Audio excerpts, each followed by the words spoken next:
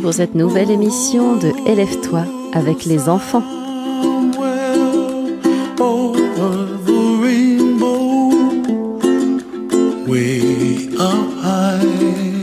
Sur Radio Vassivière.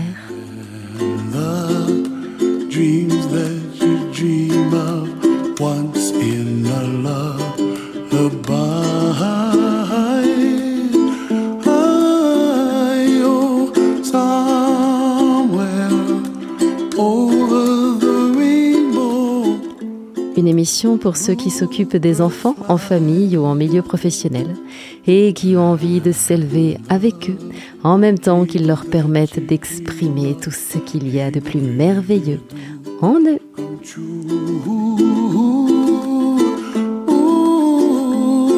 Someday you wish upon a star, wake up where the clouds are far behind. Élève-toi avec les enfants. Bonjour, bienvenue pour cette 54e émission de Élève-toi avec les enfants. Ici Émilie, depuis Felletin. J'ai 5 ans.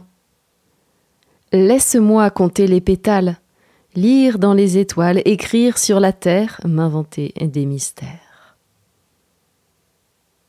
Capture. J'attrape une fine étoile, je la dépose sur une toile. Je saisis une douce musique, je la répands sur ma tunique. Je cueille une subtile saveur, je la tapisse sur mon cœur. C'est de moi.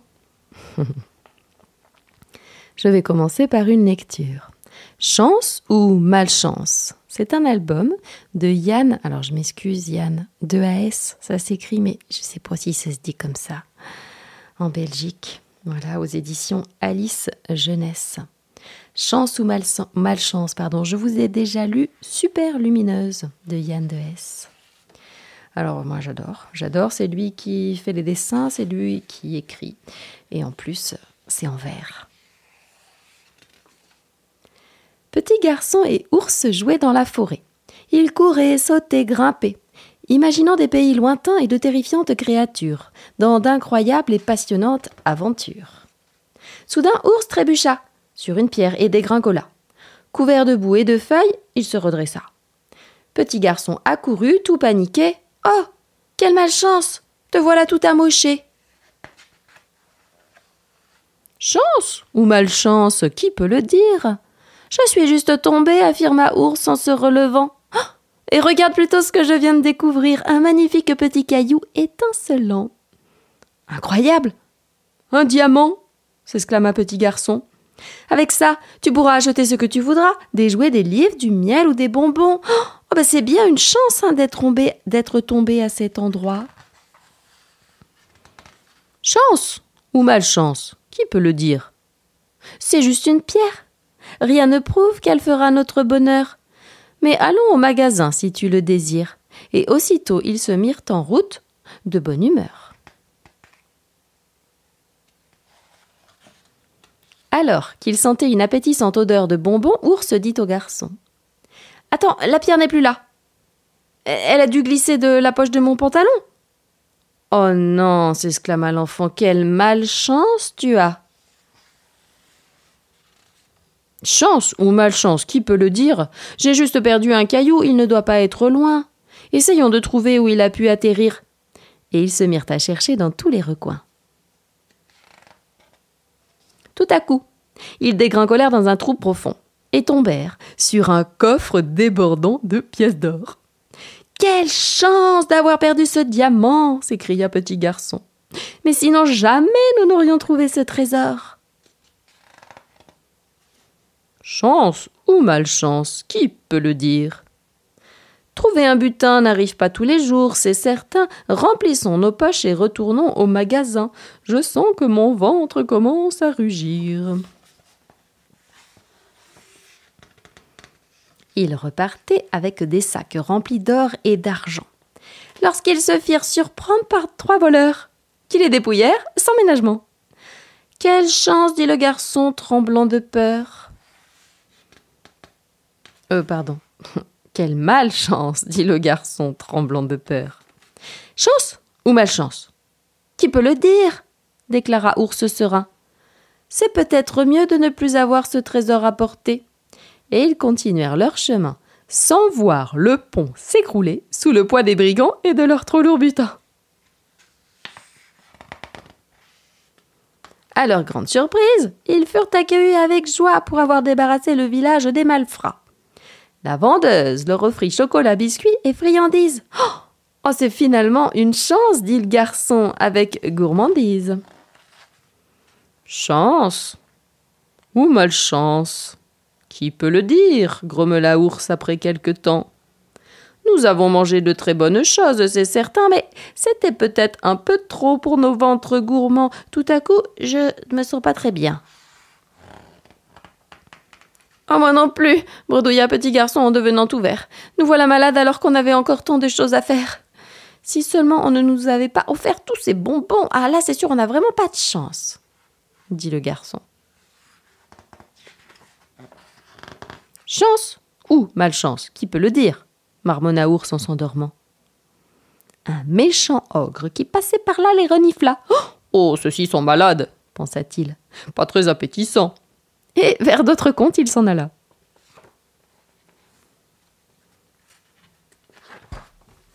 Quand les 2 amis se réveillèrent guéris, ils découvrirent les traces de l'ogre immense. Heureux d'être toujours en vie, le garçon s'écria « Ah, on a vraiment eu ?» Et là, je tourne la page. Une belle journée. Et Ours sourit. Voilà, Yann de S chez Alice Jeunesse. Je l'ai emprunté à la médiathèque et il vient de la BDB de la Creuse. Voilà. Peut-être que vous connaissez cette histoire. Moi, je l'appelle peut-être. Je ne sais pas quel est son titre d'ailleurs. Pour les adultes, on dit c'est l'histoire d'un homme. Ça se passait en Chine. Il vit dans son village avec son fils. Il a des chevaux et une nuit d'orage, les chevaux s'enfuient. Alors le matin, quand il constate cela, le voisin vient et lui dit « Oh, quel malheur, quelle malchance, vos chevaux sont partis. » Et là, le fermier répond juste « Peut-être. » Quelques semaines plus tard, les chevaux reviennent. Et là, le voisin arrive et dit « Oh, mais quelle chance, les chevaux sont revenus. » Et le fermier dit « Peut-être. » Le fils veut monter les chevaux, mais ils ont eu le temps de devenir un petit peu sauvages. Et il se trouve qu'il se casse une jambe. Alors là, le voisin court en disant « Oh, mais quelle malchance, votre fils s'est cassé la jambe. » Et là, le fermier répond « Peut-être. »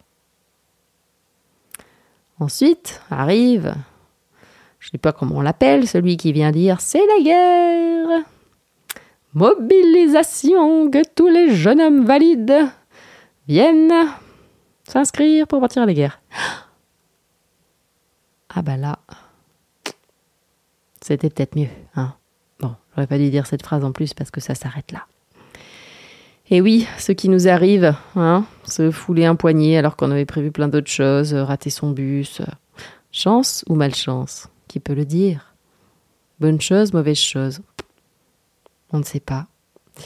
En tout cas, j'aime bien cette phrase, je ne sais plus comment elle dit exactement, et elle est attribuée à Alexandre, qu'il faut avoir la sagesse en fait de faire la différence entre ce qu'on peut changer et pas changer, accepter ce qu'on ne peut pas changer et avoir la force et le courage de changer ce que l'on peut.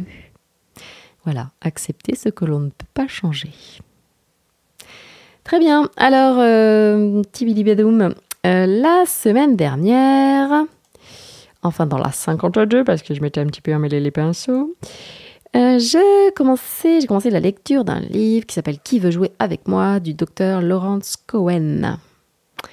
Et ben je continue. c'est parti. À l'âge de la maternelle, ma fille passa par une phase où elle refusait de s'habiller seule. Elle me trouvait méchant de refuser de m'en charger à sa place ou au moins de lui tenir compagnie comme je le faisais avant qu'elle n'aille à l'école. De mon côté, je la trouvais pénible et d'autant plus contrariante que je la savais tout à fait capable de se passer de moi. Et au lieu de me dire que ma présence lui manquait, elle prétendait ne pas arriver à s'habiller sans mon aide. Oh, son attitude m'agaçait, j'avais autre chose à faire le matin. Il m'a fallu bien trop de temps pour comprendre que la houspiller ne mènerait à rien. Un jour, par désespoir, plus que par ruse, je m'emparai de 2 poupées et fis dire à l'une sur un ton méprisant. « Mais elle ne peut pas s'habiller toute seule, mais elle ne sait pas s'habiller, mais tu te rends compte ?» Puis je fis répondre l'autre sur un ton encourageant. « Mais si elle en est capable !» La première rétorquant. « Mais ne sois pas ridicule, elle n'a que 5 ans !» La méchante poupée se débrouillait pour ne jamais voir Emma s'habiller seule. Elle affirmait à l'autre. « Ah, tu vois, elle n'a pas su se débrouiller seule !» Et l'autre se fâchait. « Mais seulement tu regardais ailleurs !» Pendant ce temps, ma fille enfilait ses vêtements sans mon aide et en riant au lieu de geindre. Moi-même, je m'amusais plutôt que de rouspéter ou la presser de se dépêcher. J'eus à me livrer à ce petit jeu que 2 ou 3 fois avant qu'Emma prenne l'habitude de s'habiller seule. À la suite de quoi, quand elle en avait besoin, au lieu de minauder et de me rendre fou, elle a su me demander quelquefois « Et viens faire la voix de la poupée qui prétend que je sais pas m'habiller ». En somme, il a suffi d'un peu d'humour pour transformer un moment pénible et frustrant pour tous les deux en quelque chose de drôle, joyeux et construisant de la confiance. Emma a pu sortir de son rejet et se familiariser avec de nouvelles habitudes. Bien sûr, avant d'en arriver là, j'ai dû lui consacrer un minimum de temps. Or, les parents le savent bien. Le temps est précieux et fait trop souvent défaut. Celui que j'ai investi dans notre petit jeu s'avéra en tout cas bien plus rentable que si j'avais grondé ma fille jusqu'à ce qu'elle m'obéisse. Les enfants en proie à la frustration ou incapables de recourir au jeu pour maîtriser leur environnement se réfugient dans ce que j'appelle la forteresse de l'impuissance. Ils aimeraient badifoler dans les prairies de l'insouciance, sauf qu'il leur manque de l'assurance. Prisonniers de leur tour, ils nous semblent fragiles, vulnérables, démunis, à moins qu'ils ne se jettent sauvagement hors des murs de la forteresse avec une agressivité masquant leur sentiment d'impuissance. Un enfant craignant d'être blessé, qui s'attend à être rejeté ou qui ne peut croire que le monde est là pour qu'il l'explore, va se replier. « Oh, j'ai pas envie, j'y arrive pas. Oh, Timmy m'a fait mal. » Il arrive que le sentiment d'impuissance s'exprime d'une manière qui prête à confusion, comme me le disait une mère inquiète. « À vous entendre, mon fils se sent démuni. Comment se fait-il qu'on le renvoie de son école parce qu'il frappe ses camarades? Comment expliquez-vous que ses professeurs le craignent ?» L'impuissance est une forteresse bien défendue, parfaite pour se dissimuler, mais la meilleure défense, c'est parfois l'attaque. « Je te déteste, prends ça !» suivi d'un coup de pied, de poing ou de morsure. « Tu es bête! Je ne joue que si c'est moi le capitaine !» De même que le parentage ludique donne la clé qui permet aux enfants de sortir de leur tour solitaire, communiquer avec humour les aide à acquérir l'assurance nécessaire pour surmonter leur sentiment d'impuissance. Petite parenthèse, avec humour, attention, mais jamais, jamais, jamais de moquerie, jamais. Aider l'enfant à récupérer plutôt que de le laisser à sa détresse. Le médecin a fait une piqûre à une fillette de 3 ans. De retour à la maison, à quoi a-t-elle envie de jouer? Au docteur, pardi. Et de qui veut-elle tenir le rôle? Du médecin ou de l'infirmière? De celle qui fait la piqûre? Certainement pas du patient qui l'a subi. Et à qui veut-elle donner l'injection? De préférence à ses parents ou à un autre adulte. À défaut à une peluche ou à une poupée. Et comment doit agir le patient selon elle? Terrifié, il doit gémir, comme s'il mourait de peur en protestant « Non, non, je ne veux pas de piqûre, j'ai horreur de ça, non, non !» Une telle réaction permet à l'enfant de se sentir en position de force. Le jeu consiste ici à inverser les rôles. Simpliste, en apparence, il n'apporte pas moins une intense satisfaction. La fillette s'est sentie à la merci du médecin. La piqûre lui a rappelé quantité de frustration, les innombrables fois où elle n'a pas pu choisir quelle activité pratiquer, quoi manger, comment s'habiller. Vous savez, ces millions de choses que les enfants ne peuvent décider dans leur vie. Ce n'était certainement pas son idée à elle d'aller se faire une piqûre chez le médecin ce jour-là. Jouer au docteur l'aide à s'en remettre. Parce qu'elle peut vous voir, vous ou un autre adulte, tout aussi vulnérable, impuissant et humilié, aussi humilié qu'elle vient de l'être, tandis qu'elle dispose du pouvoir. Bien qu'elle n'utilise pas une vraie seringue, son besoin de récupérer est tout ce qu'il y a de plus réel. La fillette choisit ce jeu d'imagination parce qu'elle a besoin d'aide pour gérer ses émotions face à la vraie piqûre. La fillette ne joue pas pour s'amuser, ce qui n'empêche pas qu'elle s'amuse, mais dans un but précis, revivre l'épisode pénible en laissant cette fois libre cours aux émotions de peur, probablement par le rire. Voilà pourquoi les enfants jouent à ce type de jeu encore et encore sans jamais se lasser. Nous avons tous en tête la série de vignettes qui montre un patron criant sur son employé. Un père de famille qui, de retour chez lui, crie sur sa femme, laquelle crie sur son fils, qui crie à son tour sur son petit frère, qui donne un coup de pied au chien, lequel fait pipi sur le tapis. Je parle à ce propos de se refiler une patate chaude émotionnelle. L'intervention de l'adulte est nécessaire pour aider l'enfant à récupérer suite à ses émotions et ainsi sortir du cercle infernal. À la différence d'un petit frère, nous accepterons de recevoir une piqûre pour rire sans protester. Pourquoi ? C'est toujours toi le docteur. Ou maman, Ronnie me fait mal. Encore que nous risquions aussi de répondre oh, attends, je suis occupée ou lâche-moi, j'ai horreur des piqûres, au lieu de prendre part au jeu. Parfois, l'enfant n'a pas besoin de jouets, mais de bras dans lesquels se blottir pour pleurer tout son soûl et raconter ainsi combien il a eu mal. Quand les enfants sont punis ou découragés, de quelque manière que ce soit de se remettre ainsi par le jeu d'une contrariété, ils se replieront sur eux-mêmes et chercheront leur consolation de manière nettement moins ludique. Ils peuvent par exemple trouver une seringue qu'ils planteront dans le bras du petit frère ou la patte du chat. À moins qu'ils n'enfouissent provisoirement leurs émotions jusqu'au prochain passage chez le médecin, où ils piqueront une crise. Quand nous voyons un enfant apeuré, violent ou impossible à contrôler, nous n'essayons pas toujours de comprendre la raison de son attitude. Nous ne demandons pas s'il a eu l'occasion d'évacuer sa souffrance par le jeu ou la parole. Nous nous focalisons sur son comportement qui nous inquiète ou nous contrarie au point que nous ne pensons plus à recourir au jeu pour solutionner le problème. Laure, une de mes amies, discutait sur une aire de jeu avec une dame dont elle venait de faire la connaissance, mère d'une petite fille de 3 ans et d'un garçon de 18 mois. Laure tolère volontiers les cris et l'énergie des jeux déchaînés. Les 2 enfants ne tardèrent pas à lui grimper dessus. Leur mère estima qu'il devait se calmer. Sans laisser à Laure le temps de réaliser ou d'intervenir, elle gifla l'aîné, fort.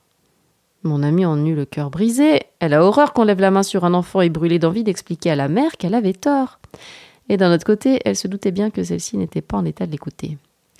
Laure décida de garder un œil sur la petite fille. Cette dernière ramassa un bâton et courut après son frère. Laure l'arrêta juste à temps. Elle lui confisqua son bâton et lui dit d'un ton facétieux « Oh non, pas question !»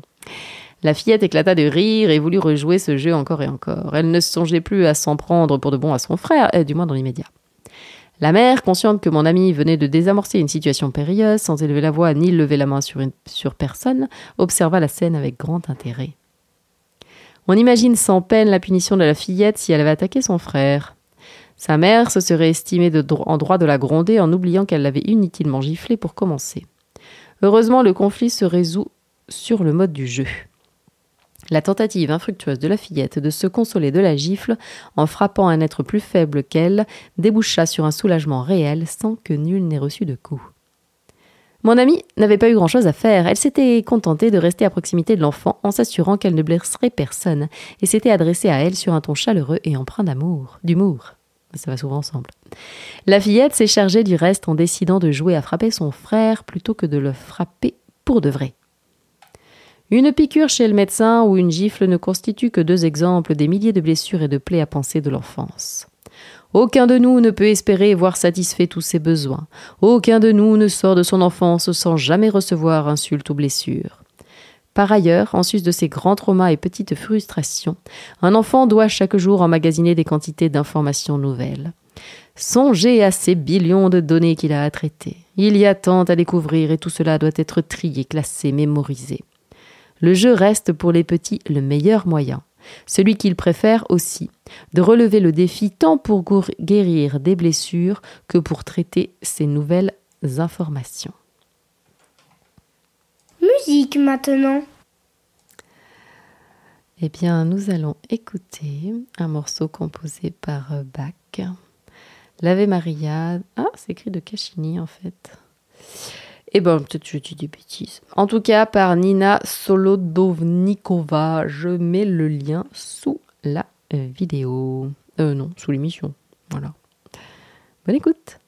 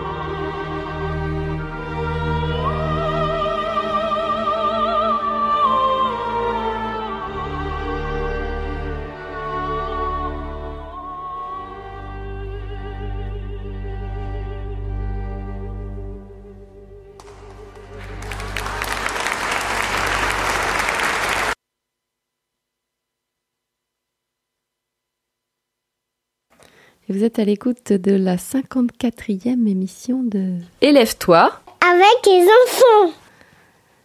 Une émission de Émilie, ma maman. qui se passe sur Radio Vassilière.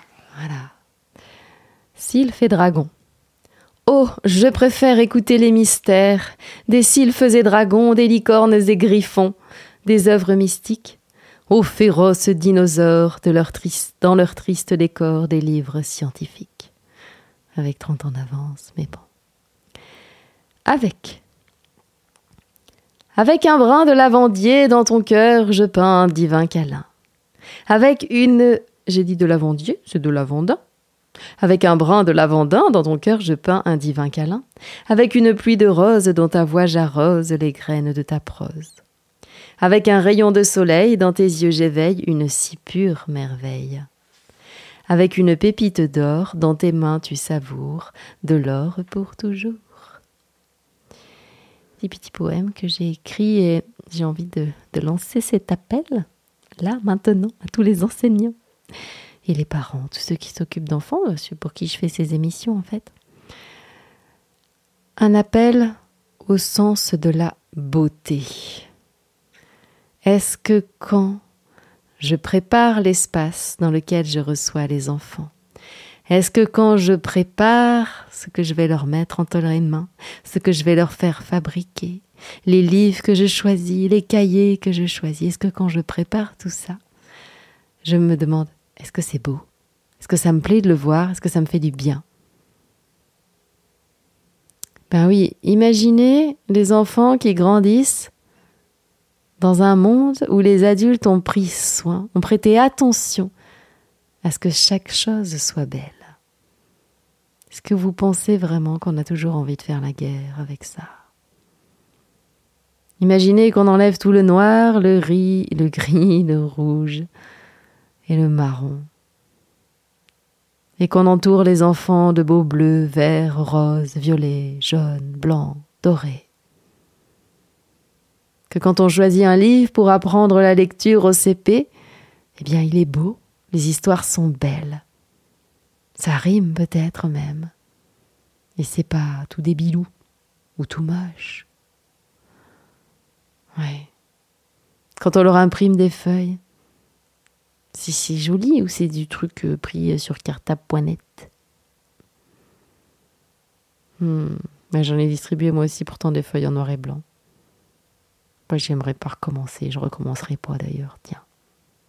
Est-ce que quand ils notent une leçon, est-ce qu'elle est belle? Est-ce qu'elle donne envie d'être regardée? Est-ce que quand je rentre dans ma salle de classe là, est-ce que c'est beau? Donc il y a vous aussi, les élus, vous avez une responsabilité vis-à-vis de ça.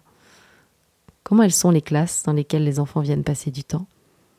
Qu'est-ce qu'il y a comme couleur au mur? Ah oui, et puis au mur, les affichages.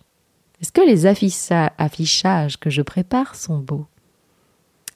Tiens, petite pause là, petite détour, petite parenthèse sur les affichages. À quoi ça sert des affichages dans la classe? Et oui, pour que si je le mets là, il sert à quoi? Donc soit il sert parce que c'est utile, tu vois, vraiment, il va donner une information utile. Hein. Comment ça se forme un 1 peut-être, comment ça se fait un A, la correspondance entre un A minuscule et un A majuscule. Je sais pas, les terminaisons possibles avec chaque personne. Il va donner quelque chose vraiment dont l'enfant il a besoin et hop, il a juste à lever le nez là et hop, il le voit ça. Donc soit c'est utile, soit c'est juste beau, ça fait du bien. Mais quand c'est utile, on a aussi envie que ce soit beau. Et donc ça se voit de loin, parce que tous ces affichages où tout est écrit en minus là, ça sert à quoi? À rien. Ça fait de la charge là sur les murs et tout, mais ça sert à rien. Et c'est bien gentil de vouloir faire participer les enfants, mais pas sur les affichages. En fait, c'est pas à eux d'écrire en tout petit avec leur écriture maladroite. Non, c'est à l'enseignant d'écrire de sa plus belle écriture possible ce qu'il y a sur l'affichage. Et s'il vous plaît, pas des photocopies, mais quelque chose de fait joliment, à la main, avec des pastels, avec des cires. Voilà, c'était mon appel. C'était mon petit cri du cœur du samedi, ou du jeudi matin, si vous écoutez en rediffusion. Voilà, eh bien, est-ce que vous avez des questions? Est-ce que ça vous pose des questions, ce que je raconte? Si vous en avez emily.roudier23@gmail.com, ou si vous avez juste envie de faire coucou, ça marche aussi. Je serai à Ussel les vendredis. Voilà, je sais qu'il y a aussi Radio Vassivière à Ussel. Les vendredis, je suis sur Ussel, donc ça peut être pour des rendez-vous en individuel ou du travail en groupe, que ce soit dans les écoles, dans les endroits où on accueille des enfants, ou bien chez les parents d'enfants, c'est mieux que les parents d'élèves. Je peux faire des choses avec vous, ça ferait plaisir de vous rencontrer et de contribuer, de partager, ça peut être plein de choses différentes, mais si vous avez envie, voilà, pareil, vous m'écrivez. Je vous souhaite une magnifique journée, je vous souhaite d'aller mettre du beau dans les espaces où les enfants vivent. Eh bien, continuez bien à l'écoute de Radio Vassivière. À bientôt.